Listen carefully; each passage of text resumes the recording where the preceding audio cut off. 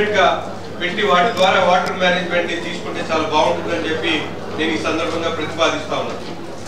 ఎందుకంటే ఇప్పుడు ఏఈలు అనేది డిఫరెంట్ టైప్ ఆఫ్ డ్యూటీస్ చేస్తా ఉన్నారు, కానీ వాటర్ అనేది ప్రతి ఒక్కరికి ముఖ్యమైనటువంటి అవసరం కాబట్టి దాంట్లో మిగతా చాలా విషయాలు ఉన్నాయి. వాటర్ డిస్ట్రిబ్యూషన్ పైప్ లైన్స్ దగ్గర నుంచి హెచ్ఎల్ఆర్ వాటర్ ట్యాంక్ దగ్గర నుంచి వాటర్ మేనేజ్మెంట్ దగ్గర నుంచి ప్రొక్యూర్మెంట్ దగ్గర నుంచి ఇవన్నీ కూడా వాళ్ళ కింద చేయాలంటే చాలా కష్టమైనటువంటి పరిస్థితులు కనిపిస్తా ఉన్నాయి. అందుకని కార్పొరేషన్ అధికారులు అలాగే మున్సిపల్ అడ్మినిస్ట్రేషన్ ద్వారా మీరందరూ కూడా పర్మిషన్స్ తీసుకొని తప్పకుండా వాటర్ మేనేజ్మెంట్ బాడీని ఒకటి కార్పొరేషన్ ఏర్పాటు చేసి 5 అధికారులు ఎక్కువగా ఎగ్జిక్యూటివ్ ఇంజనీర్ అలాగే ఏఈలు ప్రత్యేకంగా వాటర్ డిస్ట్రిబ్యూషన్ మీద ఒక ఏఈని అలాగే పర్టికులర్ గా ప్రతిరోజు ఎంత వాటర్ మనం ఇన్పుట్ తీసుకుంటున్నాం, ఎంత అవుట్ఫ్లో అవుతుంది, అలాగే కొన్ని ఆటో నగర్ లాంటి ప్రాంతాలు ఉన్నాయి మనకి హైపేగా వాళ్ళందరూ కూడా కమర్షియల్ గా యూటిలైజ్ చేసుకుని కొంత వాటర్ ఇచ్చినా కూడా వాళ్ళు పేమెంట్ చేయడానికి రెడీగా ఉన్నారు. ఆల్రెడీ వాళ్ళకి 6 కోట్లు కట్టున్నారు.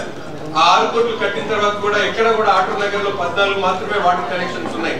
మిగతా చోట్ల వాటర్ కనెక్షన్స్ ఎందుకు ఇట్లేదు, అటువంటి ప్లేస్ ని ఎందుకు యూటిలైజ్ చేసుకోవట్లేదు అని చెప్పి కార్పొరేషన్ మేయర్ గారి ద్వారా కార్పొరేషన్ అధికారులు నేను అడుగుతా ఉన్నాను. ఆటో నగర్ అనేది కూడా గుంటూరు నగరంలో ఒక భాగం అయిపోయింది. అక్కడ కమర్షియల్ యాక్టివిటీ జరుగుతుంది. కొద్ది నీళ్లు ఇచ్చినా కూడా హై ట్యాక్స్ మనకు వచ్చేటువంటి అవకాశాలు ఉన్నాయి. అటువంటి చోట ఎందుకు వినియోగించుకోవట్లేదు? ఆ వాటర్ ని ఆటో నగర్ పంపించి అక్కడ డిస్ట్రిబ్యూషన్ పైప్ లైన్ కోసం ఏపీఐసిసి వాళ్ళు 6 కోట్ల రూపాయలు కట్టారు. 6 కోట్లు కట్టిన తర్వాత అది 1 ఇయర్ అవుతా ఉంది. ఇప్పటి వరకు ఆటో నగర్ సంబంధించినటువంటి వాటర్ డిస్ట్రిబ్యూషన్ పైప్ లైన్ ని ఎందుకు పూర్తి చేయలేదు? పూర్తి చేసినప్పుడు రెవెన్యూ చాలా వచ్చేటువంటి అవకాశాలు ఉన్నాయి. వాటర్ ట్యాక్స్ అనేది కమర్షియల్ గా వాళ్ళు యూటిలైజ్ చేసుకున్నా కూడా చాలా పెద్ద మొత్తంలో మన కార్పొరేషన్ కి ఆదాయం వచ్చేటువంటి అవకాశం ఉంది. ఒక పక్కన ప్రొక్యూర్మెంట్ లో కూడా మీరందరూ కూడా ఉదాసీనతగా పనిచేస్తా ఉన్నారు. వచ్చినటువంటి వాటర్ ని యూటిలైజేషన్ లో కూడా ఇప్పుడే చెప్పారు స్కాడా అని. స్కాడా నేను అంటా ఉన్నా కేవలం విలీన గ్రామాలకు కాదు, గుంటూరు నగరం మొత్తం మీద స్కాడా గురించి 12 కోట్ల రూపాయలు శాంక్షన్ చేయడానికి ప్రతిపాదనలు పెట్టారు.